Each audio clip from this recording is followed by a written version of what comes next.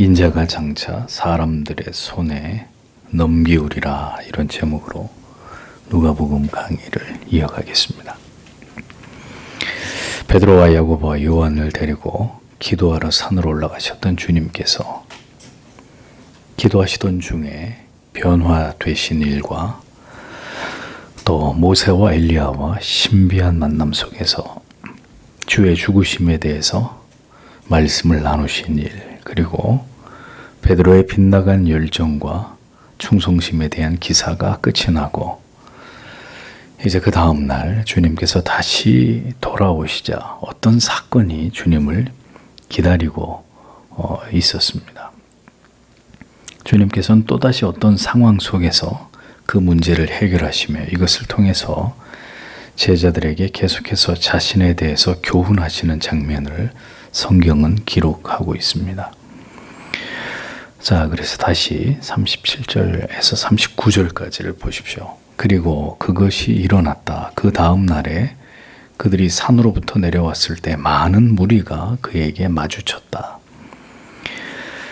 그런데 보라, 무리로부터 한 사람이 부르짖어 말하기를, 선생님이여, 내가 나의 아들에 대해 불쌍히 여겨주시기를 당신께 간청합니다. 왜냐하면 그는 나에게 독자이기 때문입니다. 그런데 보십시오. 귀신이 그를 잡습니다. 그래서 갑자기 그가 부르짖습니다. 그리고 그가 그를 거품을 물고 진동하게 합니다. 그리고 그것이 그를 상하게 하고 가까스로 그로부터 떠나갑니다. 이렇게 기록이 되어 있습니다. 베드로의 어리석은 생각대로 주님은 그가 짓고자 했던 초막에 머물러 계셨던 것이 아니라 다시 인간의 질병과 고통이 기다리고 있는 것으로, 순환과 주의 죽으심이 기다리고 있는 그 현장으로 내려오셨습니다. 여러분, 그리스도의 이 사역을 잘 보십시오. 주님은 현장을 떠나지 않으셨습니다. 잠시 기도하기 위해 사역의 현장에서 잠시 이탈해 계셨던 적은 있어도 그것은 온전히 기도하시기 위함이었고, 그 기도가 끝이 나면 언제나 다시 현장으로 영혼들이 기다리고 있는 곳으로 돌아오셨습니다. 언제나 영혼을 끌어안으시고 고통당하는 그들의 육체를 위로하셨습니다. 성도 여러분, 신학이 사람을 만나지 못하는 것은 위험한 일입니다. 그게 무슨 말이냐? 영혼을 사랑하지 않는 교리적인 지식은 사람을 찌르고 해하고 죽이는 무기가 될 뿐입니다. 주님께서는 산 아래로 다시 내려오셨습니다. 우리는 언제나 복음을 가지고 상처 입은 자들, 방황하고 있는 자들, 인생의 파탄 만난 자들에게 다가가야 합니다. 우리만 알고 있는 지식 아무짝에 필요가 없고, 그 사람을 살리는 지식, 그 생명의 복음을 가지고 주님처럼 그것을 필요로 하는 자들에게로 가서 그 생명의 복음을 전해서 그들을 그리스도께로, 영생으로 인도하는 자들이 되어야 하는 거죠. 자, 주님께서 산에서 내려오시자 많은 무리들이 그분을 기다리고 있었습니다. 그런데 그 무리들 가운데 한 사람이 예수님을 보자 큰 소리로 도움을 요청하게 됩니다. 그는 귀신이 든 외아들의 아버지였습니다. 자, 그는 예수님을 붙들고 그 아들이 당하고 있는 고통에 대해서 호소합니다. 귀신이 저를 붙잡아서 거품을 물게 하고 경련을 일으키고 심히 그 육신을 상하게 만든 이후에야 떠나가는 일들이 일어나고 있다고 주님께 고합니다. 그러니까 귀신이 그 아이의 정신과 육체를 장악해서 마치 종 부리듯이 그를 조종하고 있는 이런 상황이라는 것을 알 수 있습니다. 귀신 들린 이 아비의 외아들, 대책이 없는 것이죠. 인간이 어떻게 해볼 도리가 없는 이런 상황입니다. 오늘도 여러분, 스스로 자기 인생을, 자기를 해롭게 하는 삶을 살아가는 많은 사람들이 있습니다. 죄를 짓고 악을 행하고 이기심과 무지로 인해서 끊임없이 자기 스스로를 그 죄악의 고통 속에 머물러 있게 만드는 사탄 마귀의 수하에 있는 자들을 우리는 봅니다. 그들이 멀리 있는 사람일 수도 있고 우리의 가족일 수도 있습니다. 끊임없이 그 무지 속에 자기를 괴롭히고 자기 영혼을 학대하고 그 고통에서 헤어나오지 못하는, 인정하고 싶지 않지만 그들 모두는 마귀의 조종을 당하고 있는, 악한 영의 조종을 당하고 있는 그런 영혼들이죠. 우리도 과거에 그러하지 않았습니까? 그들은 오늘도 그렇게 마귀의 영향력 아래서 자기 자신을 상하게 하고 타인을 상하게 하는 삶을 살아가고 있습니다. 예수 그리스도를 인격적으로 만나기 전까지 모든 인간은 예외 없이 귀신에 붙들린 존재들에 불과합니다. 하나님을 알지 못하는 영혼의 깊은 어두움 속에서 오늘도 자기 스스로를 괴롭게 하고 고통스럽게 만드는 그 마귀에 사로잡혀서 자기를 스스로 비참하게 만드는 그런 인생을 살아가는 자들이다라는 거죠. 참된 진리를, 복음의 깊은 의미를 발견하지 못할 때 교회 안에 있어도 자기를 상하게 하는 일은 계속됩니다. 자기 영혼을 상하게 하고 자기 정신을 상하게 하고 자기 육체를 상하게 하는 일들은 어리석게도 계속되는 것입니다. 이것이 바로 우리가 영혼의 이러한 무지에서 벗어나서 진정으로 예수 그리스도의 복음을 경험해야 하는 이유이고, 그것을 위해 주의 은혜와 자비를 언제나 겸손히 구해야 하는 까닭입니다. 무지 속에 있으면 고통당하는 거예요. 이유도 없이. 분명히 그리스도는 우리에게 자유를 주셨는데도 그 자유를 누리지 못하고 맨날 죽는 소리를 하고 괴로움과 고통 속에서 벗어나지 못하는 그런 인생을 사는 겁니다. 귀신 들린 이 아비의 외아들처럼. 여러분의 귀신 들린 사람입니까? 하나님의 자녀들이잖아요.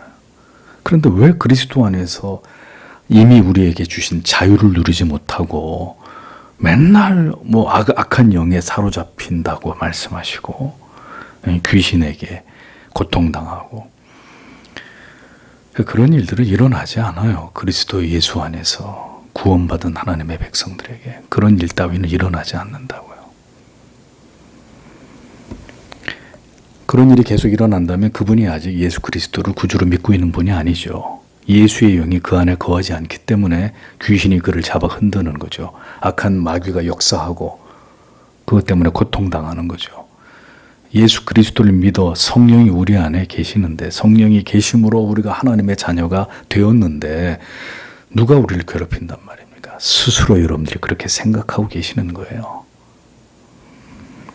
문제는 그 다음입니다. 귀신 들린 외아들의 아버지의 말이 계속 이어집니다. 40절과 41절에. 그래서 내가 당신의 제자들에게 그것을 쫓아내달라고 간청하였습니다. 그런데 그들이 할 수 없었습니다. 그러자 예수께서 대답하여 말씀하셨다. 오, 믿음 없고 부패한 세대여, 언제까지 내가 너희와 더불어 있겠으며 내가 너희를 참겠느냐. 너는 너의 아들을 이곳에 데려오라. 이렇게 말씀하셨습니다. 예수께서 베드로와 야고보와 요한을 데리고 산에 올라가 계실 동안 이 아이의 아버지는 아마도 그 나머지 제자들이 있는 곳으로 와서 예수님이 계시지 않은 그 상황에서 그럼 제자들이 대신 우리 아이의 귀신을 쫓아내 줄 수 없겠냐고 아마도 간청을 했던 것으로 보입니다. 그런데 예수의 제자들이 할 수 없었다고, 당신의 제자들이 내 아들의 귀신을 쫓아내지 못했습니다 라고 주님께 고했단 말입니다. 자, 그러자 주님께서는 믿음이 없고 패역한 세대여, 내가 얼마나 너희와 함께 있으며 너희를 참으려, 이렇게 꾸짖으시는 장면이 기록되어 있습니다. 자, 여러분, 이 부분에서 주님께서 왜 이같이 말씀하셨고 이 말씀을 도대체 누구를 향해서 하신 말씀이냐, 이것을 정확히 이해하실 필요가 있습니다. 여기서 많은 주석가들이 의견이 갈라집니다. 어떤 사람은 이 아들이 아비한테 한 얘기다. 어떤 주석가는 제자들에게 한 얘기다. 그것을 정확히 살피기 위해서는 이 사건에 대한 가장 정확한 기록이 담긴 마가복음을 살펴볼 필요가 있습니다. 마가복음에는 마태복음과 누가복음에 등장하지 않은 그 현장에 있었던 또 한 부류에 대한 기록이 남겨져 있습니다. 마가복음 9장 14절에 이에 그들이 제자들에게 와서 보니 큰 무리가 그들을 둘러싸고 서기관들이 그들과 더불어 변론하고 있더라. 이렇게 기록이 되어 있습니다. 자, 그 얘기는 누가복음에는 이 부분이 생략되어 있는데 공관복음인 다른 이 마가복음에는 이 부분에 대해서 어떤 부분이 더 첨가가 되어 있어요. 그러니까 주님이 그 현장에 오셨을 때 이미 그곳에 서기관들의 무리들이 거기에 있었다. 그리고 그들이 변론을 하고 있었다. 누구하고 했을까요? 제자들하고. 자, 그런데 거기 왜 서기관들이 모여 있었던 것일까요? 그리스도께서 그곳에 계시지 않는 동안에 귀신에 들린 한 아이를 그의 아버지가 그리스도의 제자들에게 데려왔고, 서기관들은 예수의 제자들, 예수의 무리들을 보이지 않는 곳에서 늘 응시하면서 그들을 예의주시하고 있던 서기관들은 그 기회를 포착했겠죠. 네. 그래서 이 귀신 들린 아이의 아비가 제자들에게 우리 아이가 귀신 들렸는데 귀신 든 우리 아이에게서 귀신을 좀 쫓아 주십시오라고 간청하는 것을 보게 됐을 것입니다. 그들은 유심히 예수의 제자들이 어떻게 하는지를 지켜보았고, 그리고 어떻게든 그들을 책잡을 궁리를 했을 것입니다. 제자들에게 만약에 능력이 있으면 그 아이를 고칠 것이고, 제자들이 귀신을 쫓아내지 못한다면 그들은 무능한 자들이고 그들의 스승인 예수 역시도 사기꾼에 지나지 않는 자들일 것이다. 그들은 그러한 물증을 얻기 위해서 그 현장에서 그 모든 상황을 지켜보고 있었을 것이란 겁니다. 그런데 어떻게 됐습니까? 예수의 제자들이 이 귀신 들린 아이를 쫓아내지 못했습니다. 귀신 들린 아이에게서 귀신을 쫓아내지 못했다는 거죠. 네. 그러니 그곳에서 이제 예수를 향해서, 예수의 제자들과 그의 스승을 향해서 조롱과 힐난과 비난을 퍼붓고 있었을 것 아니겠습니까? 그러면 그렇지. 네. 너희들은 다 사기꾼들이다. 따라서 예수님의 책망은 제자들을 향한 것이 아니라 제자들을 이렇게 비난하고 있던, 메시아를 부정하고 무시하고 있는 서기관들을 향한 것임을 알 수 있습니다. 그들은 지금까지 예수께서 행하신 수많은 이적과 기사를 보았을 것이고 그 소문을 익히 들었을 것입니다. 그럼에도 불구하고 한결같이 그리스도를 주로 인정하지 않고 주께서 하나님의 아들 메시아라는 사실을 부정하고 그것을 비웃고 조롱하고 있었던 그런 자들이었습니다. 그러므로 주님은 이러한 강팍하고 패역한 서기관들을 향해서, 그 악한 무리들을 향해서, 그들의 사악한 심령을 향해서 믿음이 없고 패역한 세대라고 이렇게 그들을 칭하시면서 언제까지 이러한 참남한 죄악을 내가 너희에 대해서 참아줄 것인지 주님이 바로 이 부분에 대해서 탄식을 하고 계시는 것을 성경은 기록해 놓고 있는 것입니다. 아무리 주님께서 자신의 그 메시아 되심의 증거를, 이적과 기사를 보여주었어도 이스라엘 백성들의 대부분은 그를 정치적인 메시아로 자기들의 육신의 필요를 채워줄 수 있는 어떤 대단한 하나님의 종으로만 이렇게 인식하는 이스라엘 백성들도 역시 무지한 것은 마찬가지였고, 예수님의 제자들 역시도 여전히 그리스도가 누구이신지에 대한 온전한 지식과 믿음을 갖지 못한 상태였습니다. 나아가서 어떻게든 예수님의 위상을 떨어뜨리고 그리스도께로 집중되고 있는 대중들의 시선을 다시 자기들에게로 돌리기 위해서 사악한 정치적 목적을 가지고 끊임없이 예수를 힐난하고 고소할 거리를 찾았던 유대주의자들도, 그러니까 모두가 주님이 보실 때는 어리석고 패역한 자들이 지나지 않았던 거죠. 그러니까 진실을 아무리 말해 주어도 예수님이 이 땅에, 하나님이 이 땅에 오셔서 아무리 그들에게 새 언약에 대해서, 복음에 대해서 말씀해 주어도 그 진실이 자신에게 불리한 것이면 그것을 외면하는 사람들이 있더라라는 겁니다. 예수님 당시 때부터. 눈으로 다 봤잖아요. 서기관, 바리새인, 사두개인, 대제사장, 쟁쟁한 유대주의 종교 지도자들, 예수님이 이 땅에서 행하신 모든 일들을 보고 듣고 확인했단 말입니다. 그게 누구나 알 수 있는 일이에요. 절대로 아니란 말입니다. 그런데도 한사코 그의 메시아 되심을, 하나님의 아들 되심을 부정했단 말이죠. 저는 지금도 다르지 않을 거라고 생각합니다. 만약에 지금도 예수님이 오셔서 진리를 전하시는데 그 예수님의 존재와 그분의 진리가 나의 이익에 반하는 것이다 이렇게 판단이 되면 당연히 그 주님을 외면하고 공격하고 멸시할 거라고 생각합니다. 이 시대 사람이나 저는 그 시대 사람들이나 똑같다고 생각합니다. 그 시대 사람들은 멍청해서 그런 게 아니라 인간의 죄악된 본성 자체가 이 그리스도의 하나님에 대해서 반감을 가지고 거듭나기 전에는 절대로 그것을 받아들이고 진리를 인정하고 수용할 수 없는 존재에 지나지 않기 때문에 인간이. 그리고 예수님이 이 땅에 다시 오셔서 이런 진리를 말씀하셔도 자기들이 듣고 싶은 게 아니고 예수님의 존재 자체가 자기들이 이 땅에서 어떤 유익을 얻는데 걸림돌이 된다. 그러면 유대주의 종교 지도자들처럼 당신은 아무것도 아니야. 당신은 사기꾼이야. 당신이 무슨 하나님의 아들이야. 무슨 메시아. 정신 나간 소리 하지 마. 분명히 인간들은 여전히 주님을 그렇게 외면하고 공격하고 멸시할 것이라는 겁니다. 여러분 이 시대를 보십시오. 분명히 복음이 하나님의 진리가 무엇을 말씀하고 있는지를 알아도 다수의 사람들은 다수의 자칭 그리스도인이라고 하는 자들조차도 어떻게 합니까? 악을 지지하잖아요. 악을. 예? 악을 묵인하잖아요. 세상을 지지하고 불법을 행하는 자들의 편에 서는 것을 부끄러워하지 않잖아요. 그러니까 교회가 두 조각 나는 거 아닙니까? 성도들이 두 조각이 나고 목사들이 다 자기들의 정체를 드러내고 전혀 진리가 말씀하는 바에 귀를 기울이지 않고 자기들이 믿고 싶은 것만을 믿으려고 하는 참으로 기이한 일들을 봅니다. 그러니까 예수 안 믿는 사람들은 제쳐놓자고요. 저 사람들은 차치하고 자칭 그리스도인이라고 하는 자들을 한번 보자 이겁니다.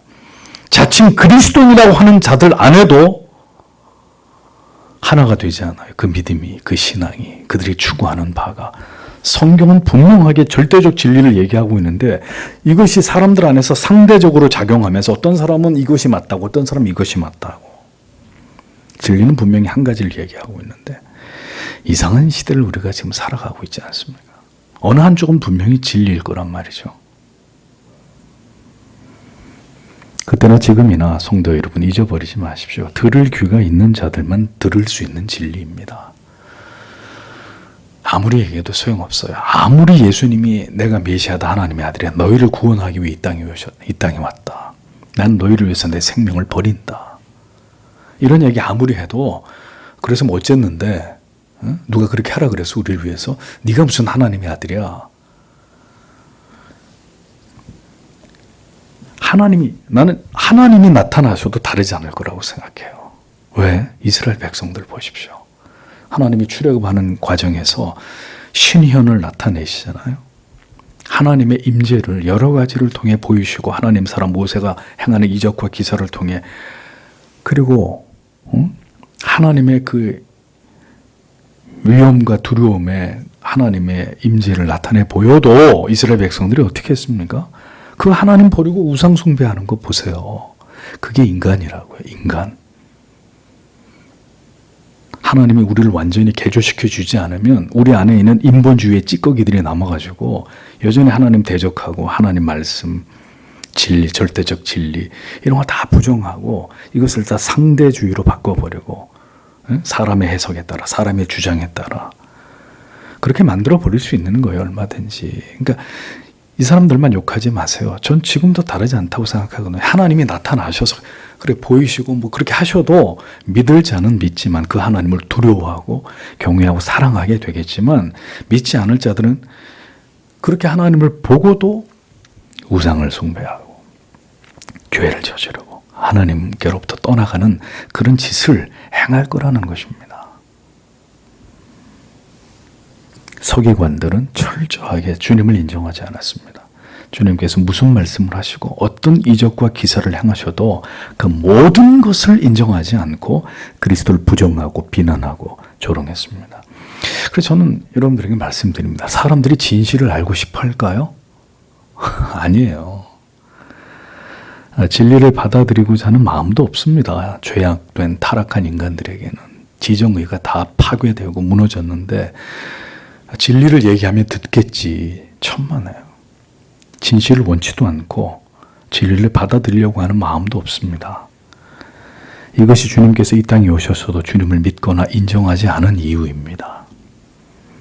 하나님께서 자신을 나타냈어도 이스라엘은 하나님을 부정하고 거역하고 각자 제가 가고 싶은 길로 자기들이 믿고 싶은 것을 믿는 이런 역사는 우리에게 이 사실을 잘 보여주는 것입니다. 그러므로 성도 여러분 잘 생각해 보십시오. 믿음이 무엇인지, 그것이 왜 하나님의 선물인지, 우리에게서 말미암은 것이 아니라 그 목사 양반 나를 깨우쳐 보시오. 그럼 내가 믿을 테니까. 저에게 그런 능력이 있으면 그렇게 해드리죠. 저에게도 그런 능력은 없고 여러분들이 이 진리를 이 하나님을 오해하지 않고 다른 잣대로 바라보지 않으시고 이 하나님을 정확하게 믿게 되는 것은 그분의 선물입니다. 하나님의 은혜입니다. 믿어지는 것이 왜 놀라운 하나님의 은총인지를 그것을 깨닫게 될 때 비로소 하나님을 향해서 감사하는 마음을 갖게 되는 거예요. 아, 인간에게 도저히 일어날 수 없는 일이 나한테 일어났구나. 그게 전적인 하나님의 은혜구나. 전적인 하나님의 사랑이구나. 하나님의 절대적인 주권이구나. 100번을 죽었다 깨어나도 내 의지와 나를 설득해보면, 나를 설득하면 내가 믿겠다고 하는 이런 차원이 아니라 100번, 1000번, 억만 번을 설득해도 믿을 수 없는 내가 믿음을 선물로 받아서 값없이 주시는 그 구원을 하나님께로부터 얻은 것이로구나. 이걸 발견해야 그 하나님의 놀라우신 우리를 향해서 베풀어 주신 구원의 은총에 목이 메이는 것입니다. 나 같은 죄인에게 수천 번을 얘기해도 알아듣지 못하는 나 같은 무지하고 어리석고 전적으로 무능하고 부패한 인생에게 이 진리의 빛이 비추어져서 이 말씀을 따라서 예수 그리스도를 주로 고백하면서 성경의 절대적 가르침을 따라 그 길을 간다. 이게 보통 일이 아니라는 겁니다. 성경을 잘 보세요. 그런 일이 아무에게나 일어나나. 42절에서 43절을 보겠습니다. 그러나 아직 그가 가까이 올 때 귀신이 그를 넘어뜨렸다. 그리고 그것이 몹시 경련을 일으키게 하였다. 그러나 예수께서 더러운 영에게 호되게 꾸짖으셨다. 그리고 그가 아이를 낳게 하셨다. 그리고 그가 그를 그의 아버지에게 돌려주셨다. 그러자 모든 자들이 하나님의 위엄에 깜짝 놀랐다. 그리고 모든 자들이 그가 행하고 계신 모든 것들에 대해 놀라는데 그가 그의 제자들에게 말씀하셨다. 이렇게 적고 있습니다. 자, 아이를 데리고 아버지가 예수께로 다가오고 있는데 귀신이 다시 아이에게 발작을 일으킵니다. 몹시 경련을 일으키는 귀신이 다시 그 아이를 격동케 해서 발작을 일으키자 주님이 어떻게 하십니까? 즉시 권능의 꾸짖음으로 귀신을 쫓아내십니다. 순식간에 일어난 일이죠. 호되게 그 더러운 귀신을 꾸짖어서 그 아이를 귀신으로부터 자유케 합니다. 그 모든 일들은 그 자리에 있었던 이스라엘 백성들, 서기관들, 예수의 제자들이 모두 목격하고 있었습니다. 그러니까 주님께서는 여전히 전혀 이러한 권능의 의미를 알지 못하는 자들 앞에서, 심지어 그것을 멸시하고 업신여기는 자들 앞에서 여전히 또 주님의 그 능력을 행하고 계셨습니다. 자, 이게 예수님의 이런 메시아적 권능, 메시아적 사역의 탁월성을 보여주는 겁니다. 여러분 같으면 여러분은 막 멸시하고 거부하고 막 욕하는 사람들 앞에서 단 한마디라도 더 하고 싶으시겠습니까? 저 같으면 그냥 짐 싸고 내려갈 거예요. 아마 당신이 하는 얘기는 다 틀린 얘기야. 이렇게 얘기하면은 그냥 짐 싸고 그냥 알겠습니다. 더 이상 제가 여러분 앞에 설교하지 않겠습니다. 그럼 내려갈 겁니다. 그건 인간이기 때문에 그런 거고요. 예수께서는 그런 일이 있든지 말든지 지금은 너희가 알지 못하지만 때가 이르면 이 모든 것의 의미가 드러나게 될 것이고 알려지게 될 것이라는 것을 주님이 하셨기 때문에 또다시 귀신 들린 아이를 고쳐서 그의 아비의 품으로 돌려보내십니다. 전혀 개의치 않으시는 거죠. 어떤 일이 벌어진 누가 뭐라고 하든 주님은 그 사람들의 반응을 듣고자 오신 분이 아니라 아버지의 뜻을 이루고 자신의 그 메시아적 주님이 감당하셔야 될 그 사역 자체를 위해서 이 땅에 오신 분이기 때문에 그 인간들의 말 따위에 전혀 그분은 흔들리시지 않는 것입니다. 지금은 너희들이 내가 무슨 말을 하고 있고 이 권능의 행함이 뭘 의미하는지 전혀 모를 것이다. 나중에 내가 죽고 아버지께로 돌아가고 성령이 너희 가운데 오시면 너희가 그때 모든 것을 다 알게 될 것이다. 주님은 자기의 시간표대로 자신이 의도하시고 뜻하신 대로 주도적으로 어떤 것에도 휘둘리지 않고 묵묵히 주님이 하셔야 될 일들을 하고 계셨습니다. 부디 오늘도 진리의 복음을 통해서 귀를 막고 마음을 닫고 있는 무지와 어두움에 사로잡힌 자들에게서 그들을 장악하고 있는 악한 영들을 주님께서 물리쳐 주시고 참된 진리를 보고 들을 수 있도록 역사해 주시기를 우리는 기도해야 합니다. 그건 주님만이 하실 수 있는 일이잖아요. 부디 복음이 무엇을 말씀하고 있는지, 진리가 우리에게 무엇을 깨닫게 하고 있는지를 올바로 알아서 대충 알면 안 돼요. 그 대충 아는 게 문제예요. 지식적으로만 아는 게 문제라고요. 그래서 올바로 알고 하나님을 바르게 신앙하는 참된 그리스도인들이 더욱 많이 이 땅 가운데 일어나도록 하나님이 이 시대를 긍휼히 여겨주시기를 우리는 오늘도 기도해야 되는 것입니다. 주께서 귀신을 쫓아내심을 본 자들이 어떻게 됐죠? 하나님의 위엄에 놀라게 되었습니다. 위엄은 위대하심을 의미합니다. 하나님의 위대하심. 그 귀신을 쫓아내시는 이 엄청난 인간의 능력으로 절대로 일어날 수 없는 위대한 어떤 일, 아이를 사로잡고 있는 귀신까지 꾸짖어 내쫓으시는 이 주님의 권능을 보면서 사람들은 그 일을 그리스도를 통해서 행하신 하나님의 위엄에 놀랐다라고 기록하고 있습니다. 놀랐다. 단순히 그들이 하나님을 두렵게 여기는 지식이나 습관에 의해서 나타난 행위일 뿐이에요. 깜짝 놀라. 와, 어떻게 이런 일이. 거기서 끝이에요. 그들은 그 일을 기이 여기는 것으로 그쳤습니다. 이상히 여기면서 야 어떻게 이런 일이 와 하나님이 정말 계시기는 계시나 보구나 정도라는 거였죠. 이러한 신적인 권능을 보고도 그들은 주께서 메시아 되심을 전혀 인식하지 못하고 있었습니다. 많은 유대인들은 그리스도를 어떻게 알았다고 했죠? 그저 엘리야나 옛 선지자 중에 한 사람이나 죽은 세례 요한이 우리 앞에 나타났다고. 그게 보편적인 유대인들의 예수님에 대한 그들의 해석이었습니다. 전혀 모르는 것이죠. 여전히. 주님께서는 이렇게 서기관들이 시도 때도 없이 예수님과 제자들을 넘어뜨리기 위해 기회를 노리는 이런 상황 속에서 그리고 예수 그리스도를 통해서 놀라운 이적과 기사를 일어날 때 이를 단지 기이 여길 뿐이었던 수많은 무지한 무리들 앞에서 이제 주님은 이 상황에서 의미심장한 말씀을 하십니다.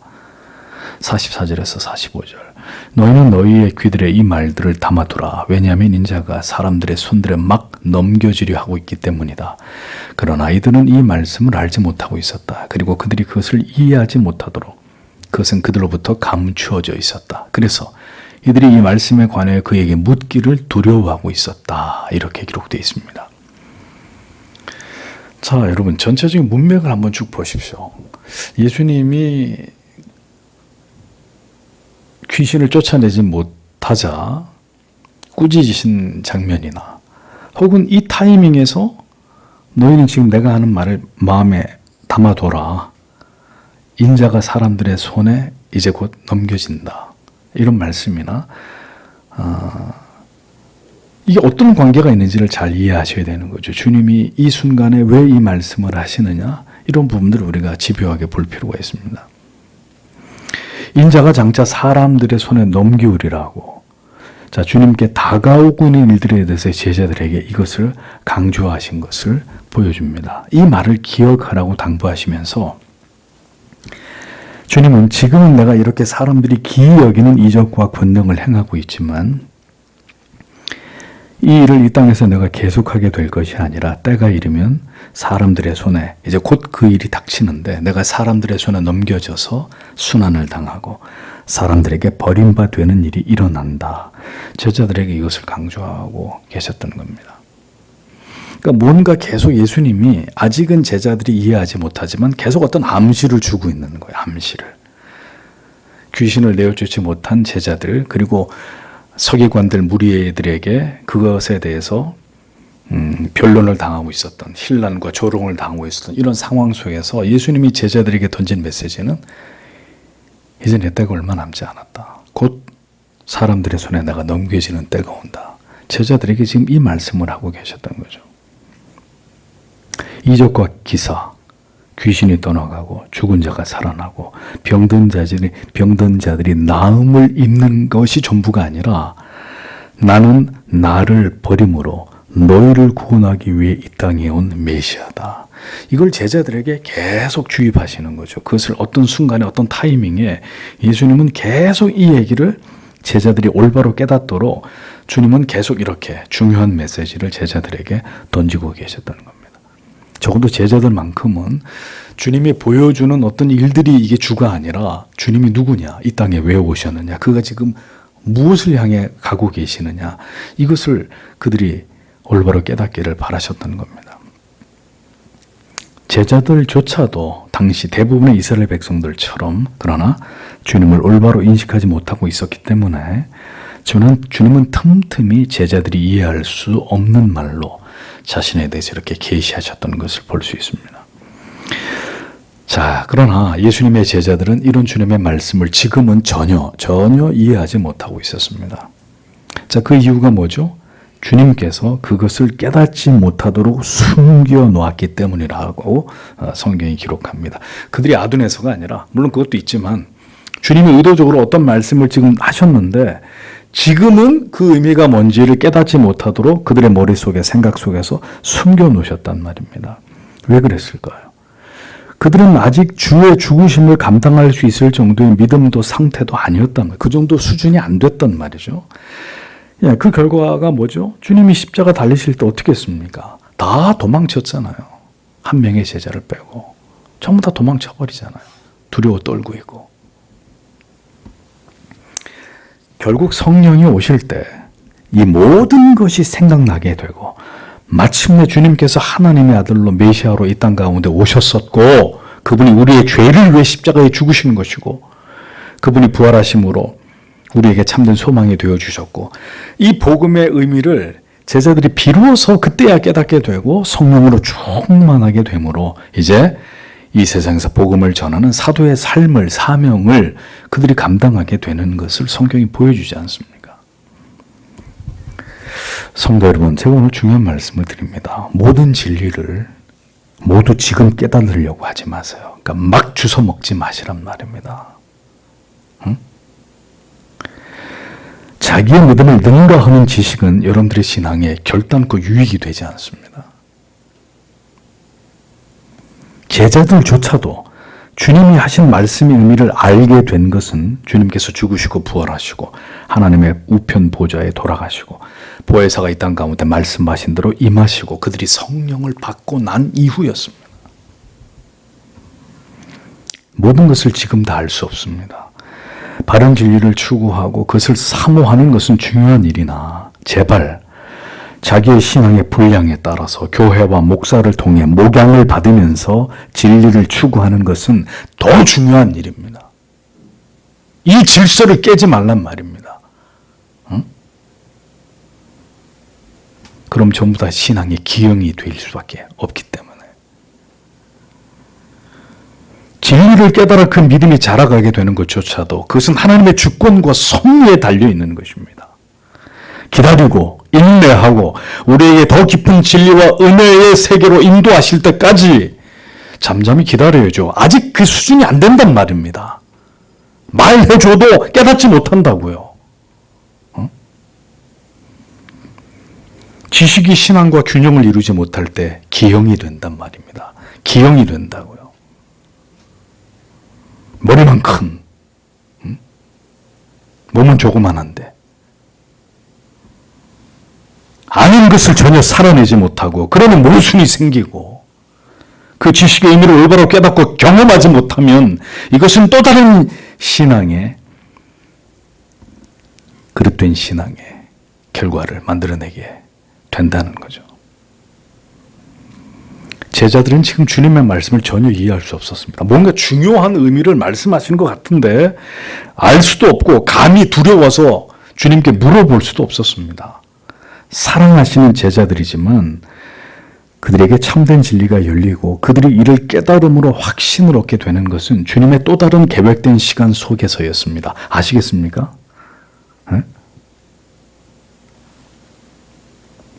우리가 우리 자신이든 다른 영혼이든 진리 앞으로 데려갈 수는 있습니다. 그러나 그것을 믿고 받아들이게 되고 그가 그 지식으로 더 자라게 되는 것은 하나님이 행하시는 일이에요. 윽박질러서 되는 일이 아니라고요. 하나님의 때에 영혼 가운데서 이루어지는 일입니다. 저도 젊은 시절 목회를 하면서 많은 실수를 했습니다. 그냥 모든 성도님들을 같은 기준에다 놓고 무조건 그렇게 하라고. 목회에 연륜이 쌓이고 진리를 통해 하나님의 깨달음을 주실 때 내가 하는 게 아니구나. 전할 뿐이고 그냥 씨를 뿌릴 뿐이고 그것을 자라게 하고 열매 맺게 하시는 분은 하나님이시다. 그걸 알지 못하면 자기의에 빠지게 되는 것입니다. 하나님의 때에 하나님의 영혼들 안에서 그들 가운데서 이루어질 일들입니다. 그러니까 우리의 때에 우리의 방법으로 이룰 수 없는 일입니다. 우리는 오늘에 집중하는 것입니다. 지금 우리가 배우고 깨달아야 될 그 진리, 도도 말고 돌도 말고 지금 내 수준에서 내 신앙의 수준에서 깨닫고 알아야 될 그 분량의 진리, 우리를 이끄시는 데까지만 나아가는 것입니다. 그 이상의 것을 넘보지 마시고 그것은 때가 되면 또 하나님이 감추고 숨겨놓으신 것을 보여주시고 열어서 깨닫게 할 날이 온단 말이죠. 어쩌자고 여러분 마음대로 닥치는 대로 먹고 스스로 그것 때문에 힘들어하시고 다른 사람들까지 힘들게 하는 이런 신앙의 모습을 보이십니까? 목사가 왜 필요합니까? 하나님이 왜 교회의 질서 속에 목사를 세우고 목사를 통해 성도들을 목양하게 하셨습니까? 그것을 하기 위함이에요. 하나님의 뜻대로. 여러분들이 지성이 부족하십니까? 저보다 부족한 게 뭐가 있으세요? 하지만 그것을 여러분 개개인이 알아서 하나님의 말씀을 지식을 파서 하나님 알아가도록 하시지 않고 목사를 통해서 하나님의 말씀을 재료로 잘 그것을 받아먹고 자라가도록 하나님 그렇게 하셨다고요. 그게 하나님의 법입니다. 그래서 무교의 주인은 인정할 수 없는 거예요. 목사를 통해서 목양되지 않는 어떤 것도 하나님이 하시는 일이 아니라고요.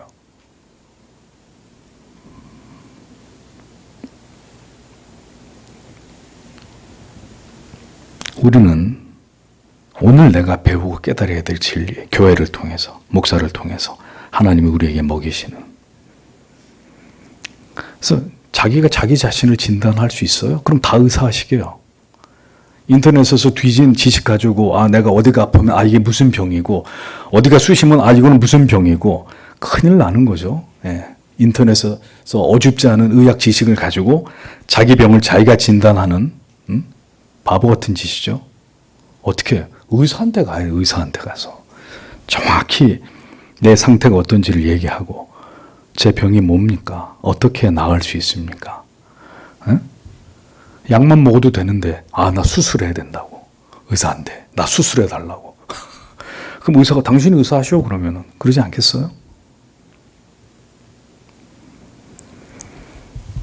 깨닫지 못하고 숨겨진 것은 하나님의 때에 깨닫게 하시고 열어주실 것입니다. 왜 그걸 지금 여러분들이 하려고 합니까? 알아서 뭐 어떻게 하시게요? 임으로 열 수 없고 그것을 열어서 보아도 그것은 이해하지도 깨닫지도 못하는 것이 되고 그것은 오히려 자신과 타인에게 독이 되는 것입니다. 모든 것은 하나님의 때에 하나님의 섭리 속에서 인생을 지나가는 동안 하나님이 깨닫게 하시고 보게 하시고 마침내 경험하게 하십니다. 무엇이든 우리가 임의로 지식만을 추구하는 자들이 되어서는 안 됩니다. 여러분들에게 분명히 말씀드려요. 목양을 통해서 목사와 성도와 성도가 아니라 목사와 성도, 목양을 통해서 올바로 그 믿음이 자라가는 것은 대단히 중요한 일입니다. 숨겨놓으신 것은 그대로 덮어두고 지금 내 영혼의 귀에 들리는 하나님의 말씀에 집중하십시오. 겸손하게. 마침내 깨닫게 하실 때를 주신단 말이죠. 준비가 되었을 때 하나님이 그를 준비시키고 난 다음에 그것을 알게 하시고 감당하게 하실 때가 온다는 것입니다. 어쩌자고 초등학생한테 미적분을 가르칩니까? 대수학을 가르칩니까? 그 생각이 있는 거예요, 없는 거예요? 그 선생님이.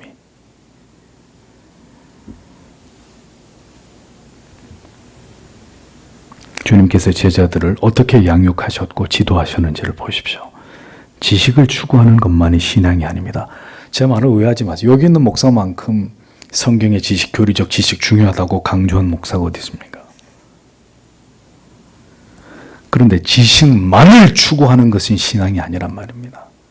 그러니 주지주의, 교조주의, 지식제일주의 이런 거에 빠지는 거 아닙니까? 그럼 어떻게 돼요?